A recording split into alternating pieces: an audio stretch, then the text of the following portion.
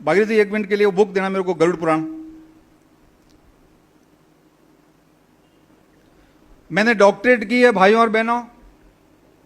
मृत्यु भोज के अंदर में सिर्फ इस बुक के सिवाय मैंने गीता पढ़ ली, रामायण पढ़ ली, महाभारत पढ़ लिया, पूरा पढ़ लिया, क्योंकि मैंने डॉक्टरेट करनी थी तो मुझे पढ़ना था, तो मैंने कर ली। इस गरुड़ पुराण के सिवाय किसी किताब के अंदर में यह नहीं लिखा हुआ है कि मृत्यु भोज होना चाहिए। और बताऊं इसमें भी क्या लिखा हुआ मैं बताऊंगा आपको। और सब जगह शास्त्र ये कहते हैं कि अंतिम संस्कार, मरने के बाद जब हम उसको दाग दे देते हैं तो उसको अंतिम संस्कार कहते हैं। अंतिम संस्कार के बाद किसी प्रकार के कोई संस्कार हमारे लिए लागू नहीं है। जब हमने अंतिम संस्कार ही कर दिया उसका, तो ये कौन से संस्कारों की बात कर रहे हैं कि हम 12 दिन तक वो हलवा पूड़ी और पता नहीं क्या क्या चलाते आ रहे हैं घरों के अंदर में। गरुड़ पुराण ये कहता है कि 12 दिन तक जिस व्यक्ति के घर के अंदर में डेथ होती है उस घर के अंदर में पानी भी नहीं पीना चाहिए। गरुड़ पुराण कहता है उस घर के अंदर में पानी भी नहीं पीना चाहिए।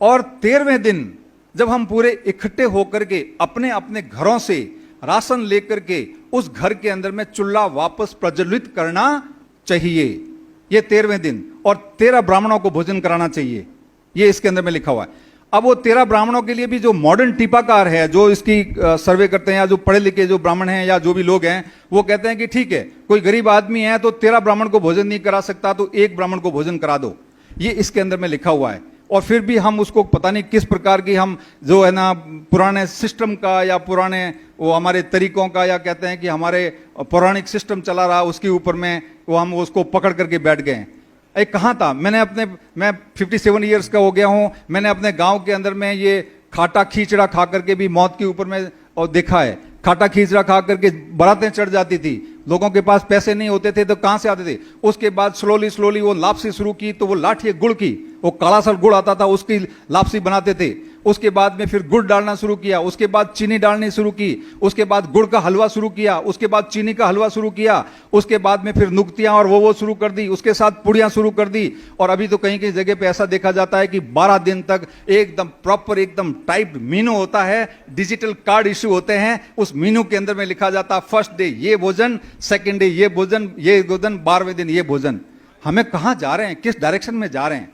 इसका मतलब हमारे अंदर में कुछ वो है नहीं जो हम सोच विचार कर सकें। हमें पता ही नहीं है कि हमको किस मानव संसाधन के अंदर में वैसा विकास करने के लिए पैसा मानव संसाधन के विकास के लिए लगाना पड़ेगा। यदि मानव संसाधन में नहीं लगाओगे तो हमारा कोई कल्याण होने वाला नहीं है। तो मैं भागीरथी से निवेदन कर दूंगा कि ये डायरी जो 4-5 डायरियां हैं वो उनके बीच में जहां भी आप ये सम्मेलन खत्म होने के बाद जब भी बच्चियां जो बुजुर्ग भाई बहन हैं वो जो साइन करना चाहें जरूर साइन करें, ताकि हम इस कैंपेन को आगे चला सकें। सोशल मीडिया, ये पर्ची आप जब रेड पर्ची अपने पास लोगे तो फेसबुक के अंदर में या सोशल मीडिया के अंदर में इसको जरूर लिखें कि मैंने आज से मृत्युबोध करना छोड़ दिया है, ताकि दूसरे लोगों को भी पता लगे। सोशल मीडिया बहुत पावरफुल है आज के जमाने के अंदर में, लोगों के पास मैसेज जाएगा, उस मैसेज के माध्यम से लोग देखेंगे कि हाँ ये बहुत गलत आदत है, इसलिए अच्छे बड़े लोग इसको छोड़ रहे हैं, तो बाकी लोग भी इसको छोड़ने के अंदर में आगे आएंगे।